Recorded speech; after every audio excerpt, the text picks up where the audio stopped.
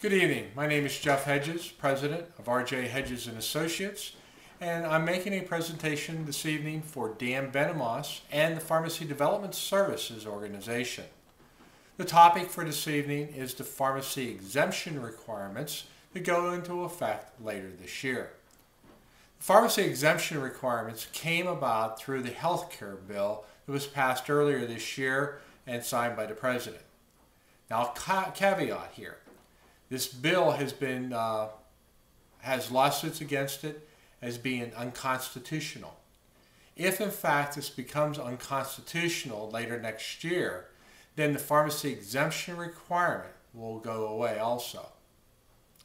Now, for the pharmacy exemption requirement, if you have a Medicare Part B number and did not receive an accreditation certificate, you will be receiving within the next several weeks a document from CMS asking you to fill out an application to apply for the pharmacy exemption rules.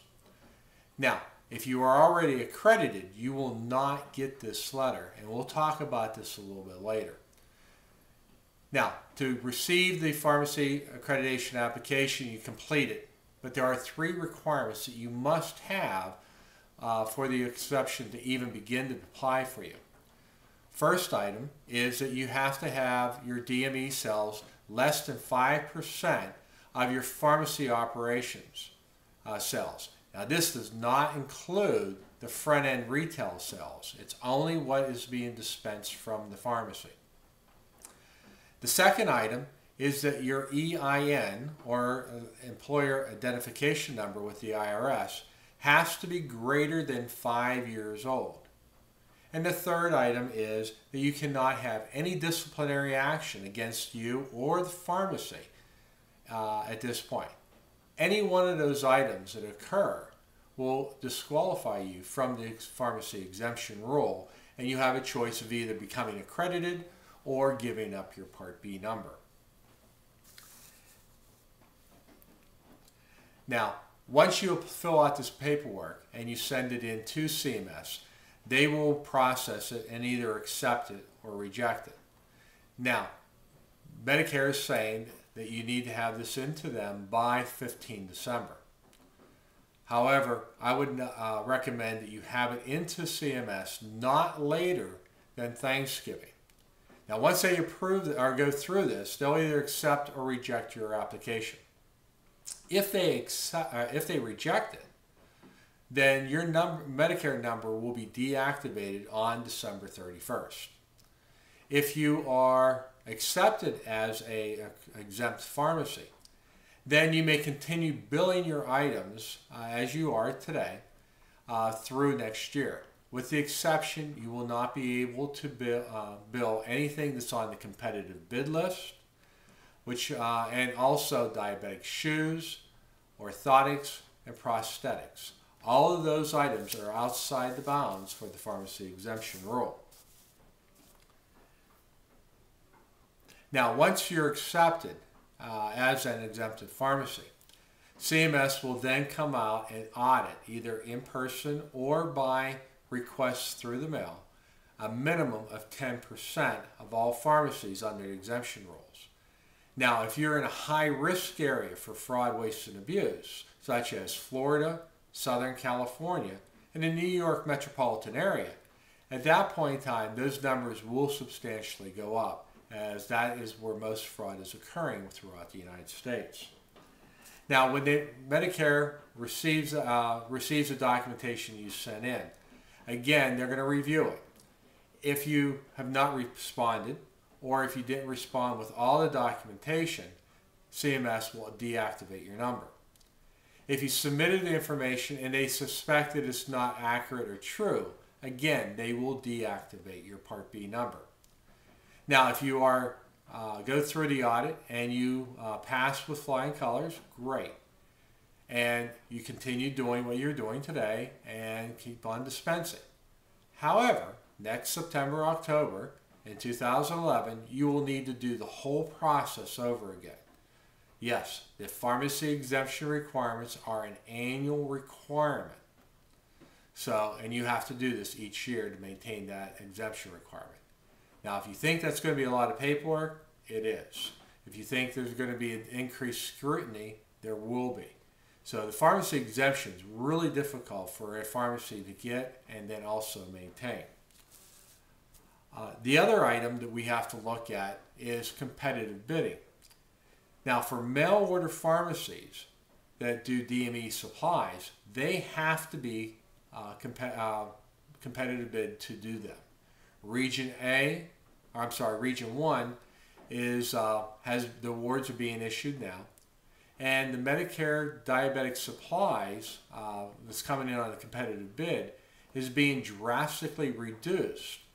So as in region, a lot of places, in most of the places in the United States, reimbursement $73.55 for diabetic supplies, and Medicare pays 80% of that, and the patient has to pay the 20%, which is fine, and it normally runs out around $15.52 for that patient. But the competitive bid prices that are coming in are so far below the acquisition cost that it's virtually impossible for you to compete with them. On top of that, that allowable goes down to what that competitive bid pricing.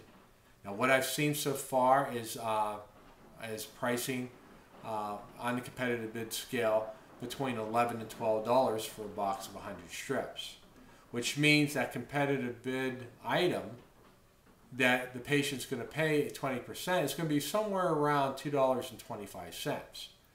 So if the patient has a secondary, the secondary is going to really want the patient to go to mail order to save that money.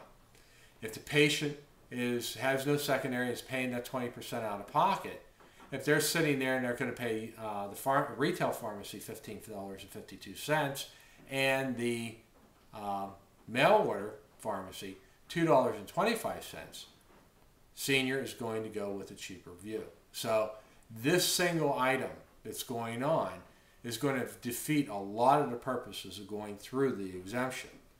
Now, this is only in 9 metropolitan statistical areas that are listed on round 1 of competitive bid. Round 2 goes into place next year in 2011, and it goes into effect on January 1st of 2012. Now, there are 90 cities that go into this area. The healthcare bill increased it from 72 up to 90. And this hits virtually every large metropolitan area within the United States. Now, as we look forward, if you're accredited, you've met the highest standard. You want to stay there. You want to maintain that. Most of the accrediting organizations have an annual requirement, either with a fee that you must send in, and their requirements for documentation. Continue doing that. Do not let your accreditation lapse, because if it elapses, then Medicare, the accrediting board is required to notify the National Supplier Clearinghouse, and at that point in time, your number is deactivated.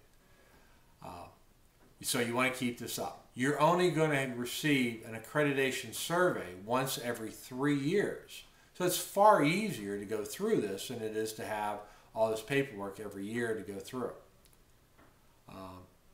Now, again, from my personal opinion, I would rather do one paperwork once with an accrediting body than doing all the paperwork to do with Medicare every year. As we look into next year, there's going to be lots of opportunities. What I'm advising my clients is that they do diabetic shoes.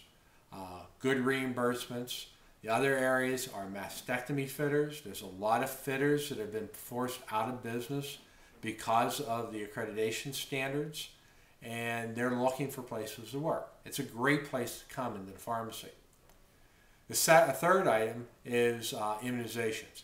If you're not doing immunizations today, you need to look into it. Reimbursements are good.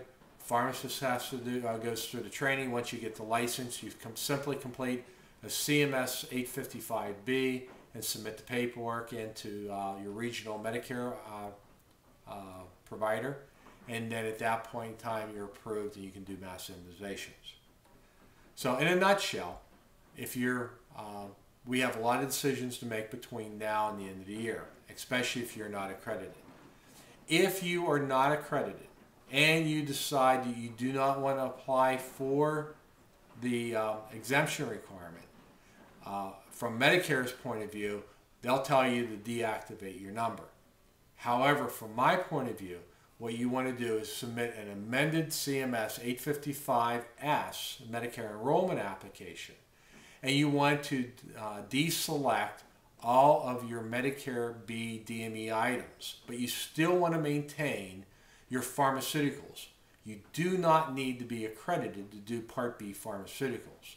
So you want to keep that number. It keeps your number active, and if you ever decide to come back and go into the accreditation process and do DME items, it's far easier for you to do this. If you have any questions or concerns, you can call us at our office. Our office is 724-357-8380. Or you can send an email, and our email address is info@rjhedges.com. Thank you for letting me present this to you this evening, and have a great day. Thank you.